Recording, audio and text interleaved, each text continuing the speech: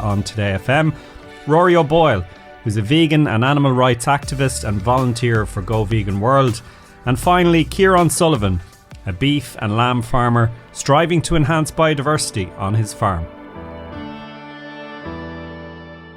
I want to start, John, with you again for a little bit of context setting, I suppose, about this idea of a planet-based diet or a planet-friendly plate. That overall goal that we said about this reduction in meat consumption that needs to happen and the increase in the consumption of fruit and vegetables and legumes and so on.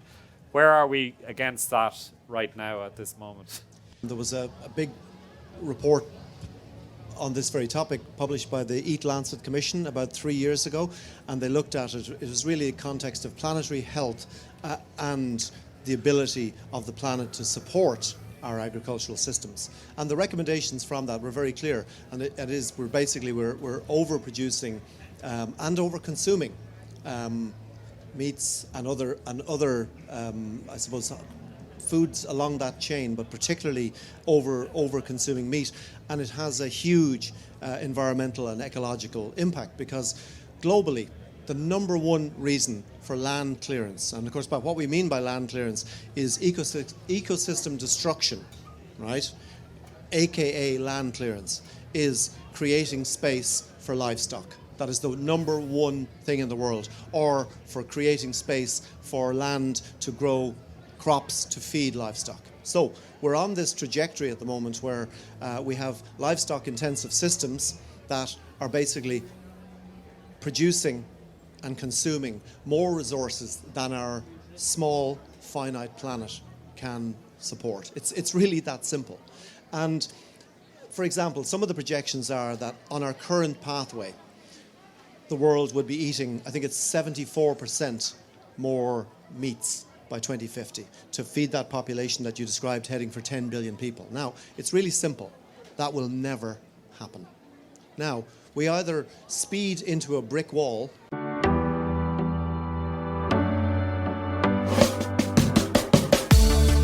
You're very welcome back to Food Done Right. I'm your host and the founder of GIY, Mick Kelly. In this episode, we go back to Harvest Festival in Waterford City and hear one of our panel discussions entitled Planet-Based Diets.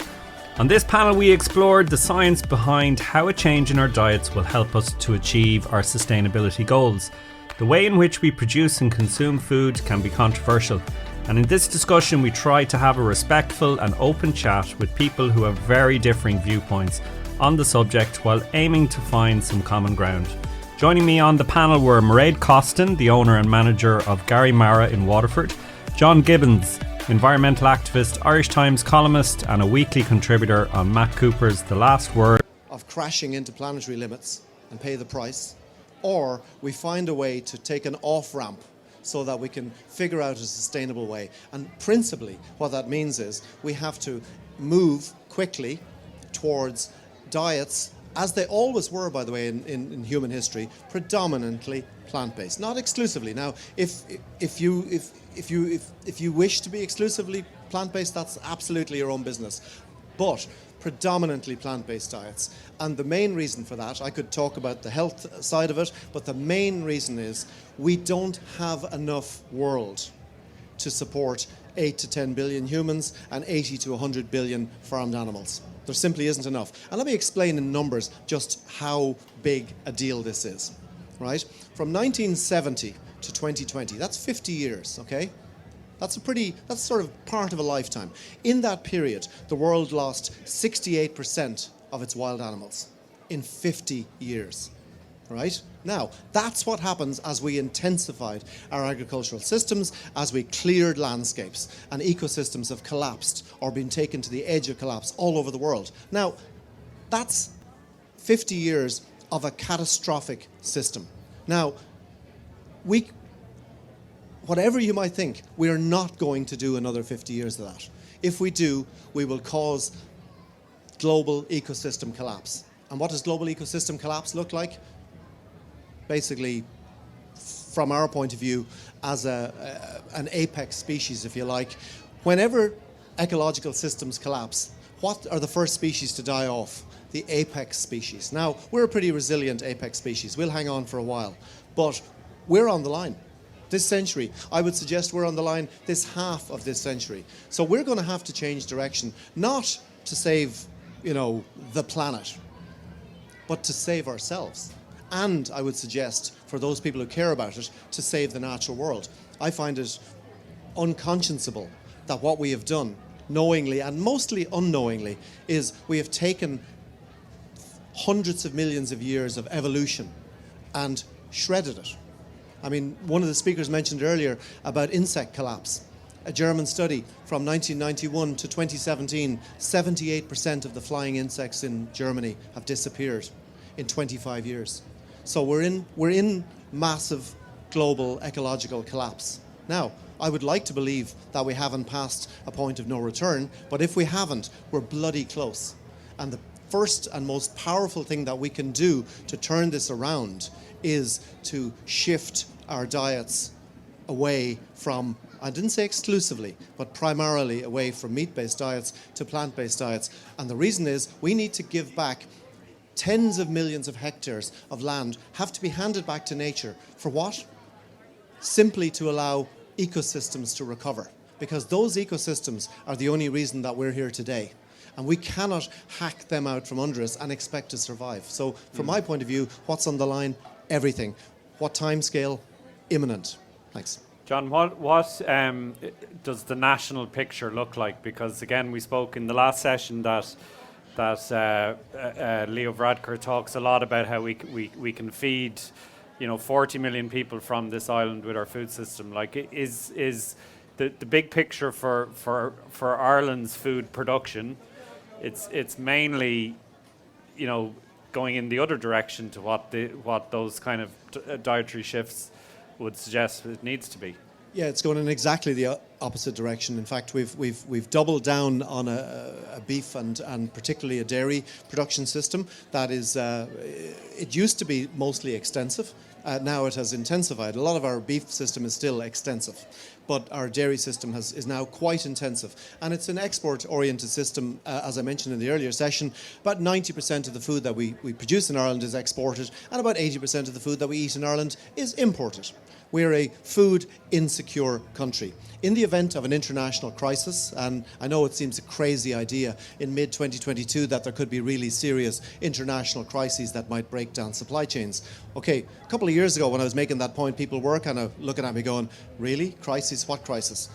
I think we're all aware that we sit on top of a sort of a wobbly Jenga puzzle, let's say, of things that have to work together to keep food literally on our table. So we need, I would suggest, Michael, to shorten our supply lines to achieve national food security. If I were the Minister for Everything, and vote me, if I were the Minister for Everything, my number one priority in this country is national food security.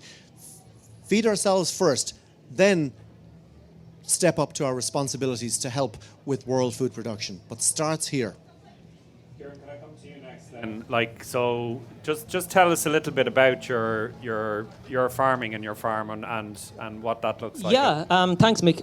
Well, I run a calf to beef and a store lamb system on about 30 acres, 15 miles out the road from here. It's a family farm. It's been there for generations.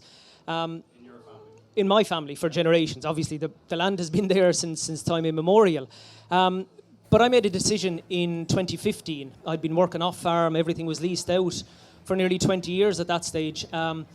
We had a couple of kids, myself and my wife, and we made a decision to move back onto the farm. We built a small bungalow, we left Waterford city, we moved back to the countryside, we sent our children to the local school. And I wanted to show them something that I was very privileged to see as I was growing up. And that was growing up on a farm in the countryside, outside, to see where food came from. Not just a particular type of food, but all types of food. We grow our own potatoes. Again, we have the space to do it in our garden. We grow our own vegetables. We produce our own meat. We don't eat an awful lot of all of the above. And I guess one of the reasons we don't, and it gets to the point, I think, that the problem isn't production, it's consumption. And the issue is the world we live in today. So why don't we eat more of our own food? We have the space. We can grow all the vegetables we want. We can have the livestock if we need it as well. We don't, because both myself and my wife work, as everybody in this we'll call it a tent. Sorry, there's a nice name for it. We'll call it a tent. Everybody works. So we're in the age of convenience. So sometimes, once a week, we might get a takeaway. A couple of times a week, we'll get something that's literally in a plastic tray from the supermarket, and we cook it because time is tight. That's my excuse, and I'm sticking to it, but I think there's a bit of validity to that as well. So that's, I suppose, the family, the farm, and a little bit on the background. Do you have to work off farm to make a living then? Well, I suppose I hope I'm unusual in some ways, or I think I am unusual in that I've started from a 5-day-a-week job, and I'm slowly progressing to trying to become a full-time farmer, because nobody's going to miss me in my off-farm job. But I like to think I can do something different. Don't tell my boss that. But nobody's going to miss me there. Anybody, and I shouldn't generalise, but anybody working in an office job like I am, in an academic position, nobody will miss me if I disappear tomorrow. Nobody will miss you if you disappear tomorrow. But I've got an opportunity, and I suppose I was trying to think of what to say on the way in. But a bit like the Olympic athlete, you need to choose your parents correctly. So I consider myself in a privileged position.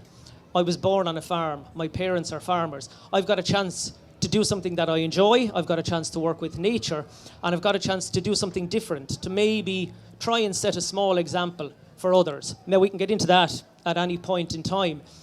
Others aren't as lucky as that. But that is, look, none of us are born to, or very few are born to Olympic athletes as parents. So that's kind of where I'm coming from.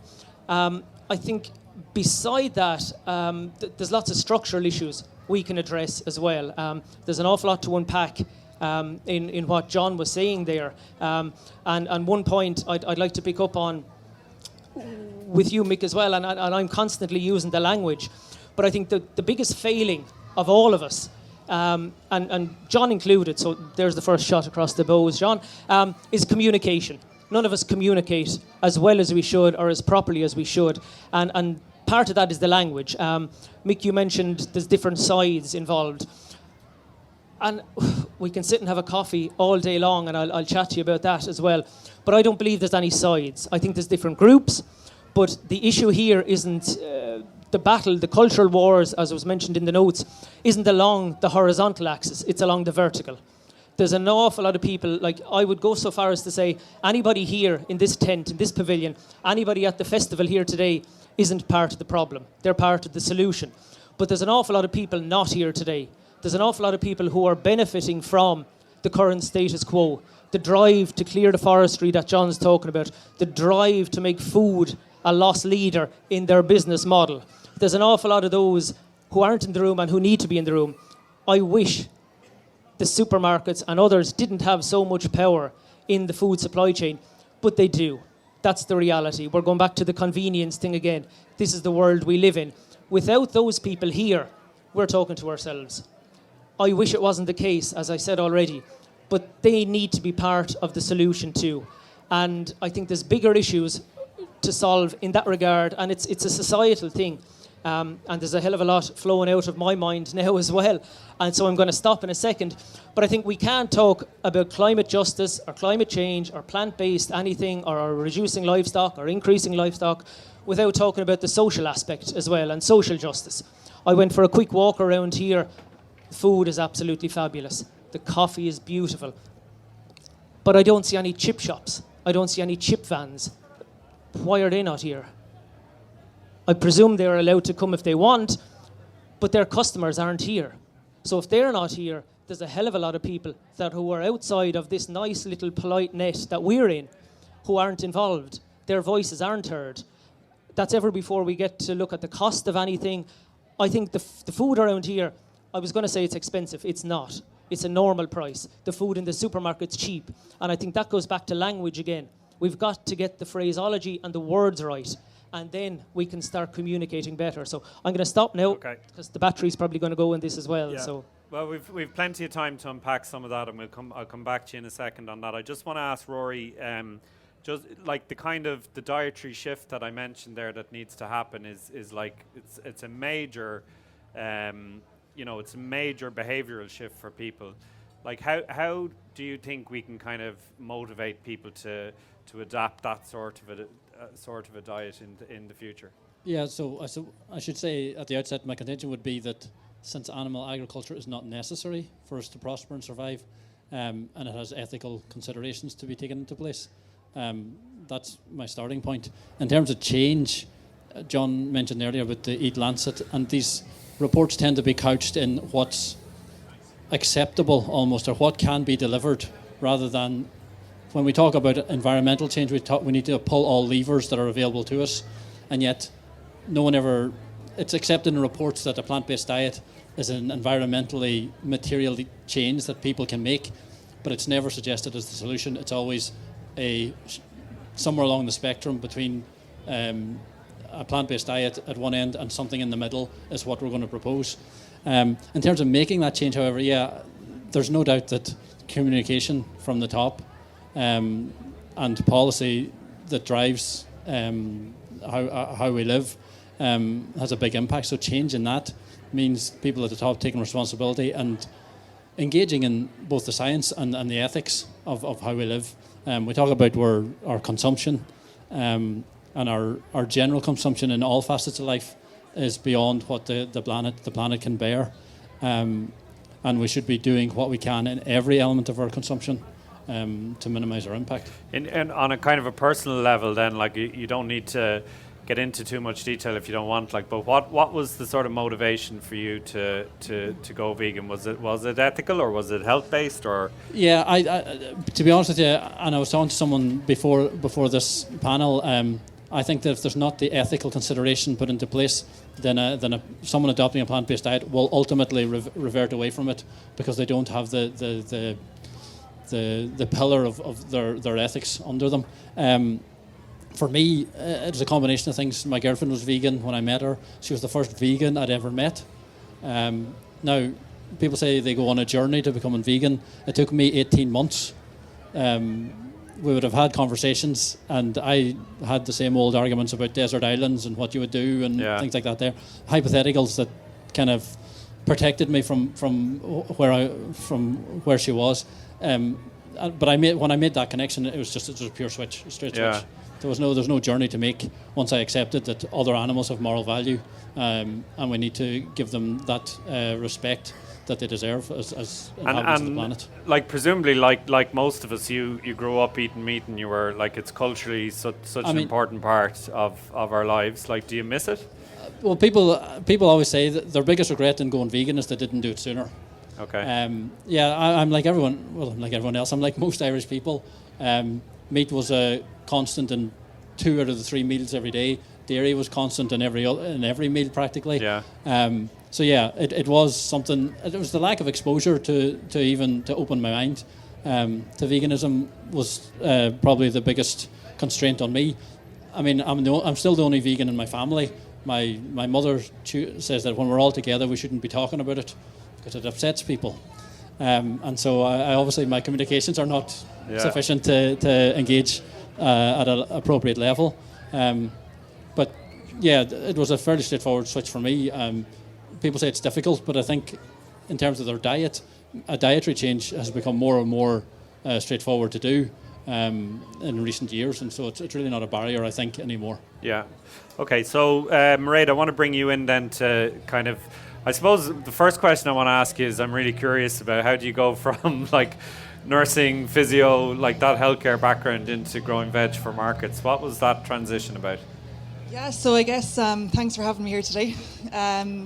I guess for me, I started on a journey at a dairy farm when I was younger, brought up through milking cows and working on a farm.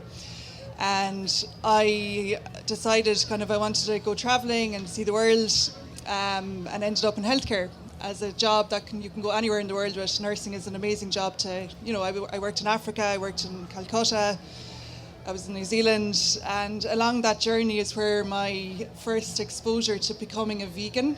I'm not a vegan, but I had to become a vegan because the recipes on the menu were generally vegan in India, my first big trip on my own. So by by default, I ended up being vegetarian for 8 months on my journey and realised this is actually really nice. I like it. To put it back into context of the vegetarian and vegan kind of knowledge of it, growing up on a dairy farm where it's meat and 2 veg and your spuds every day for dinner. We had a German and an Austrian exchange student that I had when I was 16 and 17, and the 2 of them happened to be vegetarian. So my poor mother didn't know what to cook for them because she didn't do anything except meat and 2 veg. So it was a real game changer at home to go, right, what can we put on the table? So. And what did she cook for them? Was it just 2 veg? Here's the 2. 2 veg, but she ended up supermarket vegetarian burgers and stuff like that. But it was generally kind of the veg and the potatoes without the meat, And I think that's kind of part of the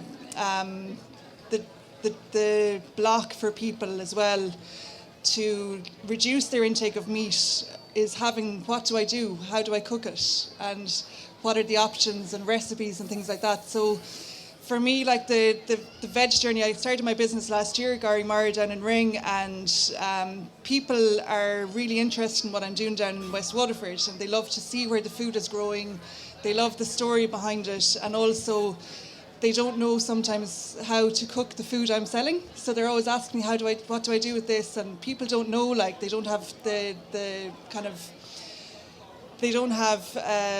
the recipes or the ideas to do vegetarian or to be a vegan. So we're culturally stuck to the meat and 2 veg and what we know, and that's what we'll eat. And I think that's a restriction for the kind of behaviour change that we need for this planet-based diet we're looking for. There's kind of there's a confidence though that I'm really interested in as well, of going from because I've been growing my own food at home. I wouldn't like to be relying on it for a living, the way I grow veg. How did you kind of build that kind of confidence to start growing, and then to a level where you're selling it into markets? And so I guess the shift change happened for me because I'm working in healthcare for 20 years. You're firefighting, and it's becoming more prominent now, the same as climate change. I think the healthcare crisis is on equal par.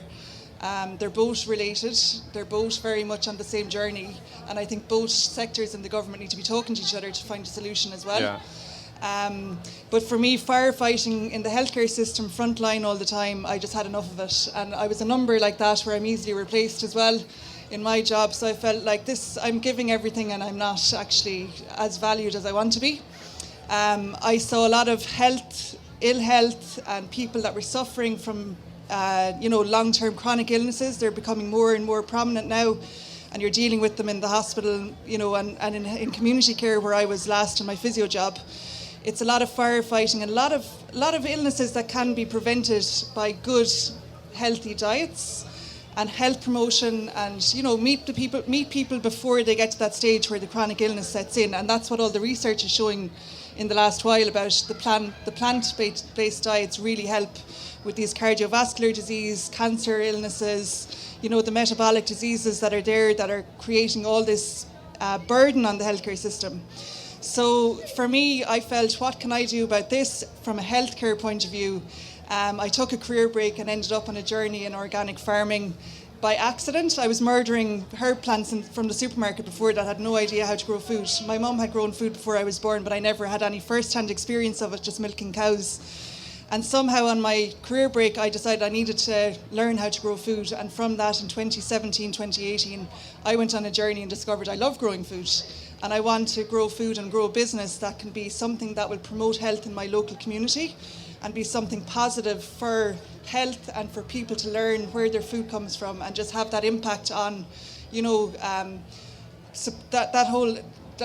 I was traveling as well and living abroad, understanding that food is grown so easily in those places, but here we're importing it in, where the food miles are huge, the cost of the food to get here is huge.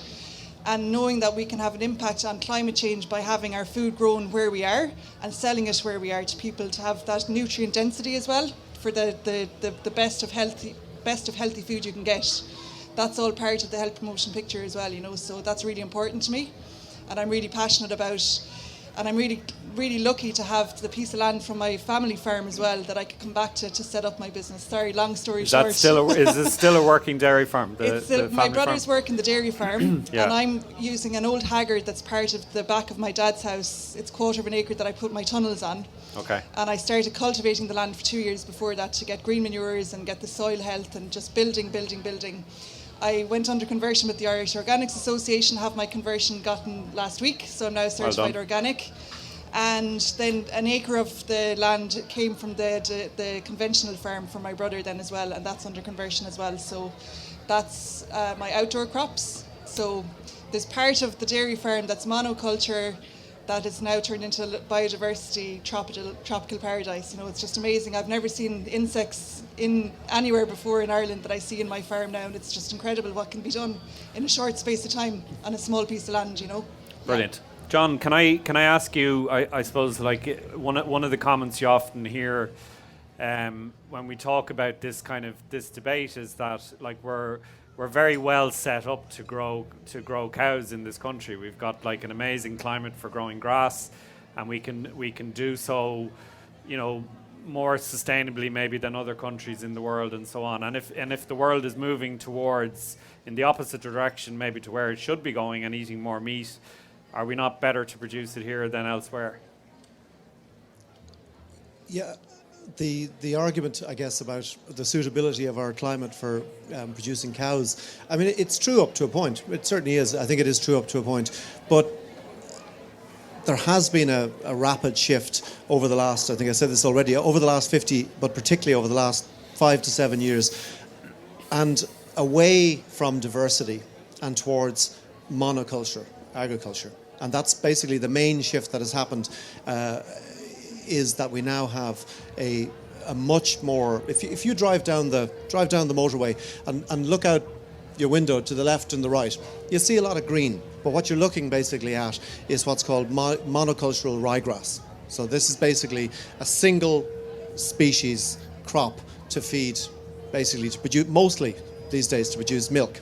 Now that's the direction of traffic. Now the problem with that is that when you go down a single route like that with anything, you're eliminating diversity, and nature is full of diversity. For example, just take one creature, the beetle. There's 350,000 species of beetle in the world, just as a random little stat for the day. Why is there so much diversity of beetles or of so many other creatures? Because hundreds of millions of years of evolution has developed a system based on abundance and diversity. And the reason for that is diversity gives you resilience. A diverse ecological systems allow nature to survive crisis. We have replaced diversity with monoculture. What that means is we have replaced resilience with efficiency. Now, efficiency allows you to produce more of product X at a lower price. But in order to maximize efficiency, we have minimized resilience. Resilience means the ability of systems to adjust and to recover from shocks, particularly input shocks and so on. So we have a system that is optimized to maximize output and production, to ignore the ecological consequences of what we're doing, and to basically press ahead with this. And this system is operated by very, very large multinational companies.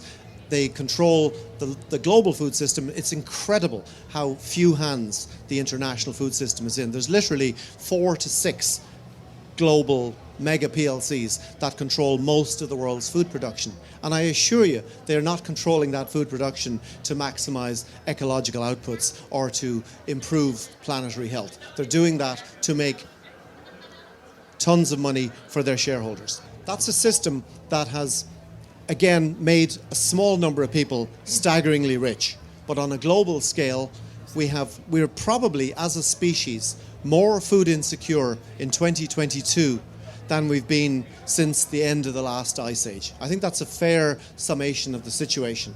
Now, the model that we're working involves continuing to double down on an intensified food production system, continuing to use those inputs.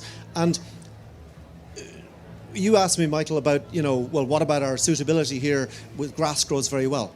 Okay, if you take away the imported chemical nitrogen, and by the way, chemical nitrogen is a petrochemical. It is produced directly from fossil fuels. So let's remove chemical nitrogen as an input, all of which in Ireland is imported. So now you get to find the true carrying capacity of Ireland, because all that lovely green grass, that is nitrogen green. That's the actual, if you hold out the Pantone card, it's called nitrogen green, right? So that green grass is an illusion. We're carrying far above the natural carrying capacity. And we also, of course, have so many perverse incentives. You have a situation where a farmer, let's say he's got 4 or 5 acres of what we call scrubland and maybe a bit of a pond. That will be the area on his farm of maximum wildlife. And I'm sure, Ciaran, you might come back to me on this. Now, under the current system, he will be told by the Department of Agriculture that if he wants to get paid the cap payment for that land, he has to, quote, improve it. So what's he do? Bulldozes it, flattens it, and plants it with more grass. Now, you can't blame the farmer for doing that, but you can sure as hell blame the system that incentivizes farmers to destroy ecosystems, because not only are they not paid to maintain them, in this case, they're actually paid to destroy them. So when we set up systems with perverse incentives, don't be surprised when you get perverse outcomes. The logical kind of endpoint to that then is what you were saying earlier on in the previous session about, the €25 Hereford steak for sale in a supermarket in Dubai or China or elsewhere, isn't it? That's right. Again, if we think about food as a core, the absolute critical, basic human need, you can take away almost everything else. But what you need access to is regular food and clean water. After that, almost everything else is kind of a bonus. And that is how it has been all the way back in the evolution of our species, and by the way, every other species. We sometimes think of ourselves as if we're not from here, as if we're separate to the rest of nature. No, we're not. We're part of it. But we've been behaving as if we're completely separate from the natural world. And of course, over time, we've become separate from the natural world. And I think that separation, that has led to a loss of empathy and a loss of understanding. For example, that nature needs somewhere to live.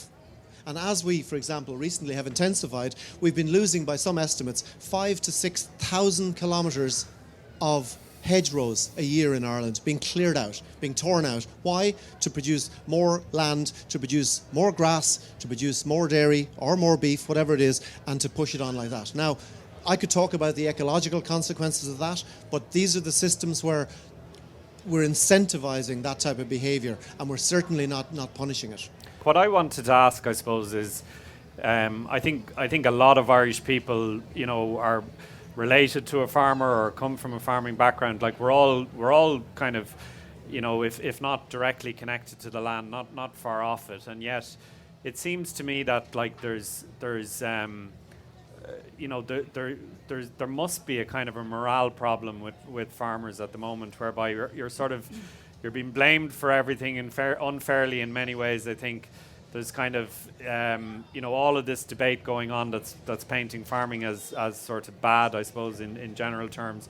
Like what is the morale like for farmers that you know? While what happens on the ground on a farm-by-farm basis is critically important, you also have to look at what is driving this. And what is driving it is policy. Now, from 2010 to 2020, that's only a decade, right? Agricultural emissions in Ireland, right across the system, went up by over 12%. That's an increase of 1/8 in 10 years. Now, that didn't happen because individual farmers were said, what I'd like to do this week is I'm going to shag the environment. No, it isn't. What they're doing is they're responding rationally to irrational policy, right? This is policy that is driving us in a particular direction, in a high emissions, high intensity, export-oriented direction in the middle of a climate emergency. So the flaw here is not with what the farmer is doing on his farm. It is the policy that is flowing down from government, heavily influenced by those PLCs, heavily influenced by lobbying, huge amounts of lobbying that we do not see, that is pushing the direction of agricultural policy. And the folks that are pushing it, what do they want from farmers? They want cheap commodity input. They don't care about the condition of the farmer's land.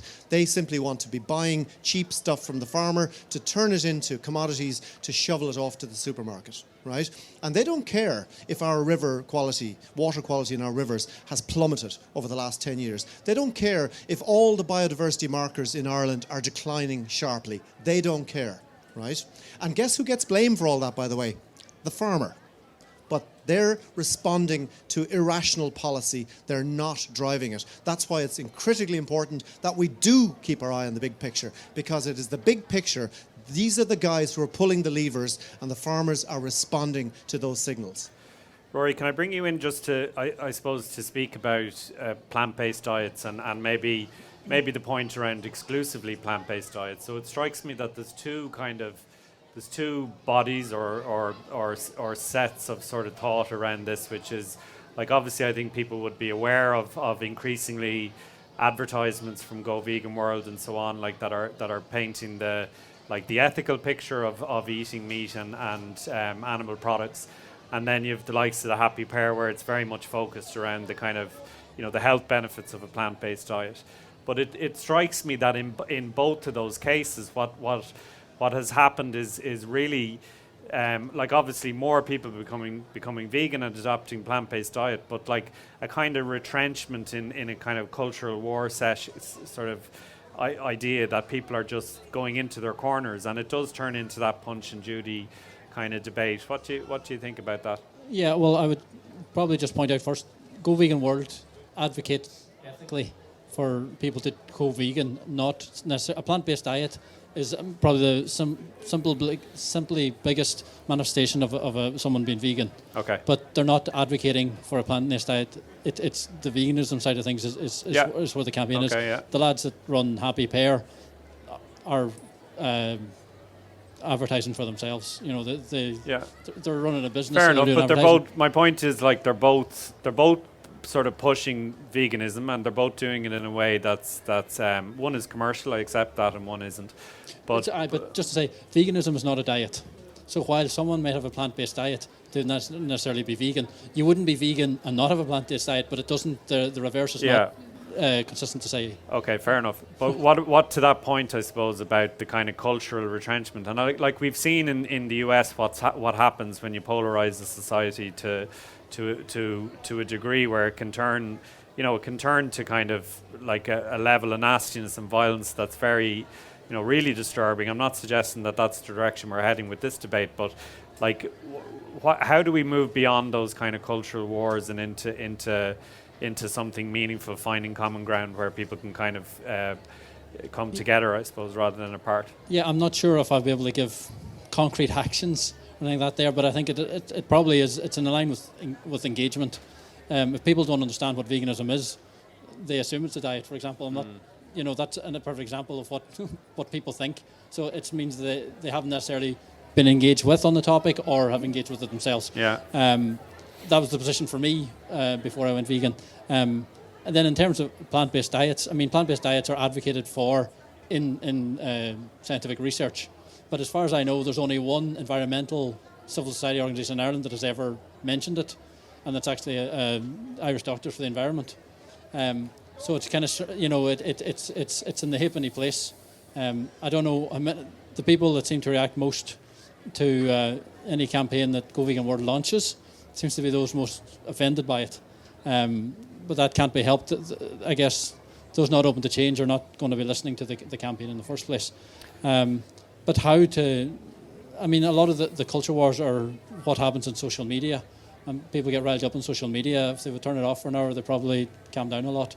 That's the case for us all. We're all... Do the ads work? Well, they certainly get engagement. The problem is it's the kind of engagement that ends up on Joe Duffy. Yeah. People ring in. Not really saying, engagement then.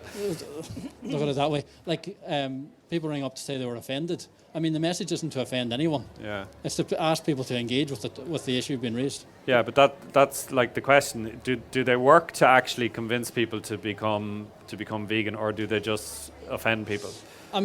Like what? It's a genuine question. It's not a leading question. I'm asking. Do they work? It seems to me, and maybe it's not at the same rate as it was before, it does seem that more people are going vegan. Yeah. But I don't know whether any individual campaign does more or less for that. There are grassroots campaigns where people set up stalls in squares and things like in Dublin and stuff. And I'm not sure what does more, but I mean they all contribute in some way. So I'm not sure if I know the answer to the questions. Maybe the best way. No, that's an honest answer. Thank you, Mairead. Can I ask you then? I suppose one of the things that strikes me is that we've got scientists telling us we need to eat more plants. We've got more people getting interested and I think open to plant-based diets, and yet at a time when it should be Irish horticulture's moment in the sun, instead what we're seeing is growers leaving the industry in their droves, and you've kind of bucked that trend. But what's your sense of why that is, and why are we not seeing more of you and more people getting into horticulture and growing food? Yeah, well, I guess this was talked about earlier as well, how it's, can be perceived as a tough job and little income. You're leaving, a lot of people would have kind of said to me, what are you doing? You're leaving a good income job with your pension and permanency and everything to just go off and start a farm, which is going to be 7 days a week work. And there's this idea that horticulture is such a tough job, and that, it's not lucrative enough. But I would say I'm working for myself. I love my job. I'm doing something positive that sticks to my values, and I'm getting a lot more out of that than I was in my previous job. So I can say I'm an advocate for anyone that's interested to go for it, because this is the time that we need more people like me doing what I'm doing. Yeah.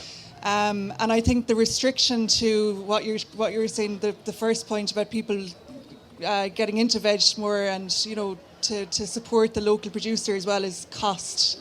It all comes down to money and what's in your pocket. And unfortunately, our competitors are the supermarkets, where the price is so much less than what I'm charging for my veg. People are going, why should I give you my money and why can't I just spend less in the supermarket and feed my family? So that's what I'm up against. And that's going to get worse, isn't it, with a cost of living crisis? But I do see that as, I don't see that as a negative. I think that we can turn it into a positive in the fact that I see so many people that are interested in what I'm doing. So many people are wanting to know more about how to do what I'm doing in terms of their own gardens and growing their own. And what GIY is doing is so important with the schoolwork and with just spreading the word that you can grow your own food and you can be more sustainable in your own right. Now, I'm not saying that I'm happy that that's going to take away from my business, because I want to be viable as well. Yeah. But I still think those people that are growing their own might not grow all of the food, and they'll come to me for their veg box anyway as well. Of course, So I'm seeing that even from last year and this year, the change and the interest and the return of the same customers that are looking to buy the veg from me instead of going to the supermarket. And they're going out of their way, because some days it's not the day they go to the supermarket, it's the day I'm in the market in Dungarvan on a Saturday morning, they'll come to see me instead. So they're making that choice, because they want to support me. They support what I'm doing and they're interested to do it themselves, and they're wanting to come to see the farm as well and see how it works, and just because it's kind of like a dream or something that people have as well. It's like this idea that you can do it, but it's just not viable for them, so they can't make that decision to make it a business. Yeah. But maybe they can bring it for their part-time on their own time, and being self-sustainable and doing what everyone will need to do in the next years to come, to have their own food growing in their back garden again, which we used to have a generation before me. So, it's not far removed from me. I didn't learn it growing up, but I have that memory in my system from when my grandmother did it, my mother did it, and I was able to pick up on that. So I think that's in everybody, that we can all tap back into that again, and we'll have to, I think, as well, Yeah. Yeah. Okay, very good. Do we have any questions from the audience? Anybody like to ask a question or make a comment? Hi, yeah, it's just in reference to your point about 350,000 species of dung beetles. And if we go down the vegan route, what happens to them? Because to build soil fertility, we need animal manure, we need organic matter. Well, most of the manure that you're referring to would be treated, if it's from conventional livestock farming, they'll have been treated with a dose, and again, Ciaran, correct me if I'm wrong here, I'm a long time out of the farm. I think it's ivermectin, and that is lethal to beetles. So the dung from commercial agriculture kills beetles. So that type of agriculture, not so good. But there's lots of ruminants in the world, right? And of course, that's part of the cycle, absolutely. What we're talking about is balance. not tens of billions of one type of species, but as I say, the beetles in the world were around a long time before commercial agriculture. Regenerative agriculture builds up soil fertility without destroying the environment, and I think humans need to eat meat. I think we've evolved to eat meat. Yeah. I mean, yeah, I think it's been part of our diet probably all the way back, but it's generally been a very small part, generally. But also another point about going purely vegan is that you end up eating a huge amount of carbohydrates, and now we know that a very high carbohydrate intake diet is causing a lot of degenerative diseases like diabetes, inflammatory disease, etc. And I know myself, because I'd be very against vegan, but my daughter went vegan for a while and it really worried me. Yeah, again, Rory, do you want to? I know you were keen to come in there. Anyway. So the 350,000 species of beetle evolved when there was no animal agriculture. They didn't evolve because of humans, they evolved despite humans or alongside humans, but not agriculture as we know it today. There is no nutritional need for meat in our diet. That's the case now as it has ever been. We do eat meat. We can eat meat, but we don't have to eat meat. In terms of the health impacts of it, I'm not aware that so many people are having these problems because they're adopting plant-based diets, because we're still talking about 1 or 2% of the population. So I can't expect that the health issues that we're having today are necessarily because people have adopted a plant-based diet at some point in the past. So I don't know if that's a few. Okay, good point. Thank you. Thank you for that question.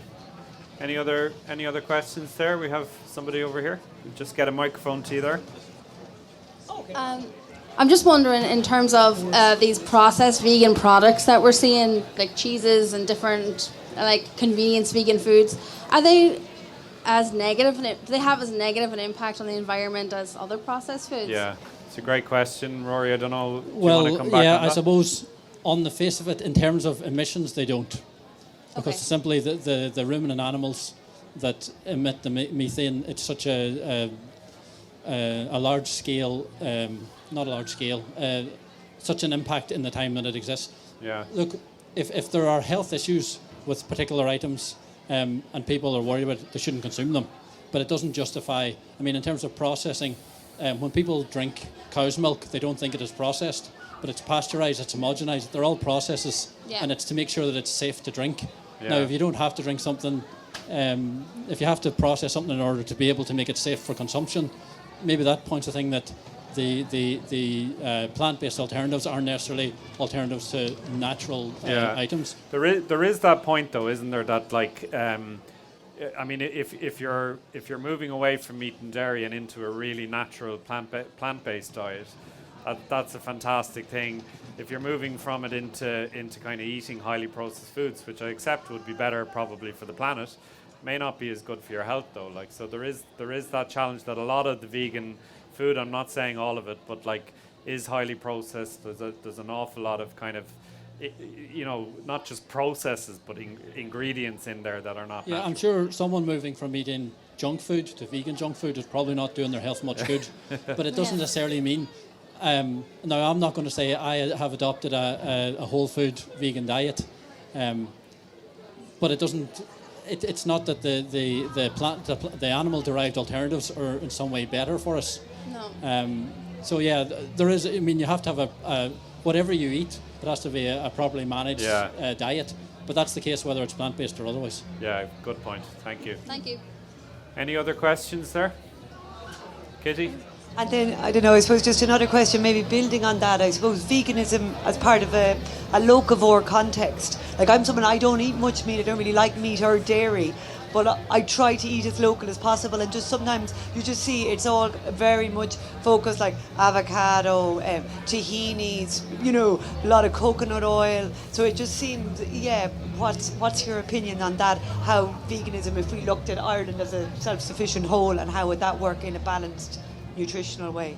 Well, I know the guys here, there's posters up around here, the Do Food Right Challenge, and there are a few things there in terms of eating locally.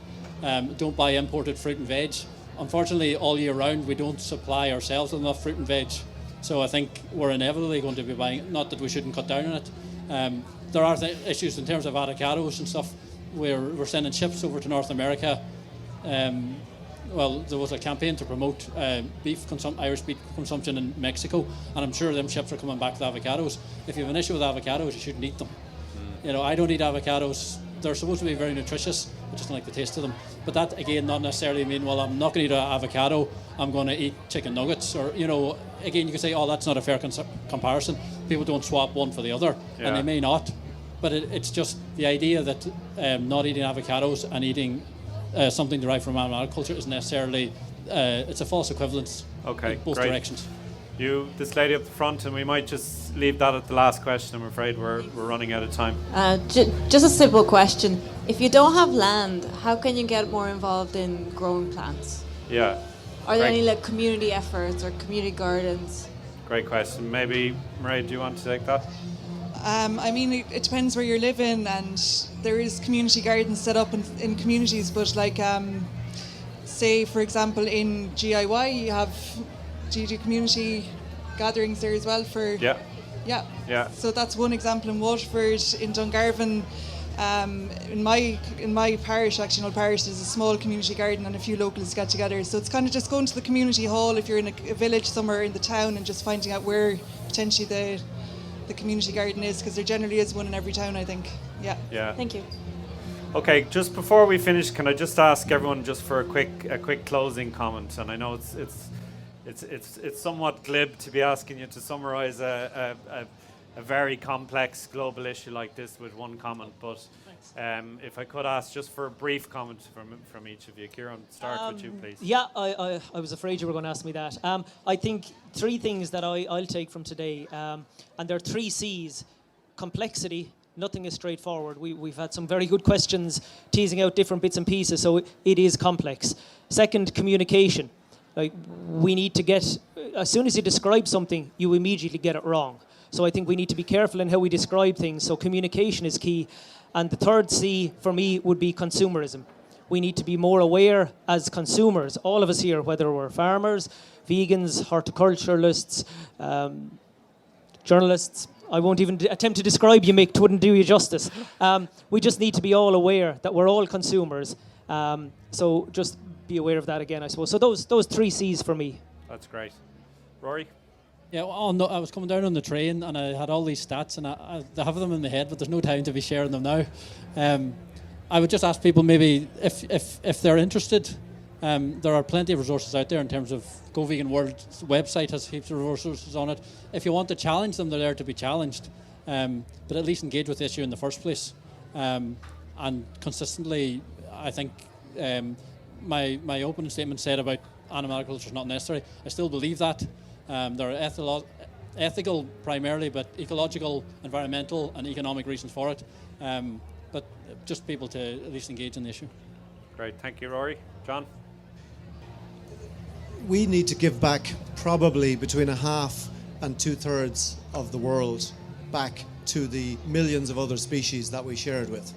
Because we as one species have sequestered basically the face of the earth, which in the short term it's been a fantastic smash and grab, and we've built our wealth and our prosperity on this smash and grab. But it's a fatal mistake to think that we can continue on this basis. We're going to have to give back vast amounts of land simply to allow rewilding and natural systems to recover. And if you want to be selfish about it, why? Not because we're tree huggers, but because we want to save our own bacon, right? And if that's the case, well then the best place to start is to, in an orderly way, wind down livestock agriculture where it's not needed. There are areas in Africa, for example, where pastoralists depend on livestock. So fine, that system's been going for thousands of years. That is not the problem. The problem is the intensive global livestock system that we've already described, for which we're clearing the face of the earth to produce. We need to wind that system down, and we need to use the space that it will free up to give back that space to the natural world, if for no other reason than if we want to have a future in the 21st century, it will be in coexistence with nature. It is, at the moment, it is humans at war with nature. And this is not a war that you can win. And until we make peace with nature, retreat and give natural systems space to flourish, we have no future. Thanks. Thanks, John. And last word to you, Mairead, to Thanks, follow John. that. So on the same note, I think it's embrace nature and be open-minded about your diet, about what you can do in your own space as an individual, and then potentially in your own community, like joining community garden. But just start with yourself. What can I do about this? Be open-minded about food, how to incorporate plant-based diets, but not necessarily cut out all your meat, and just start with something small every day and see how it goes.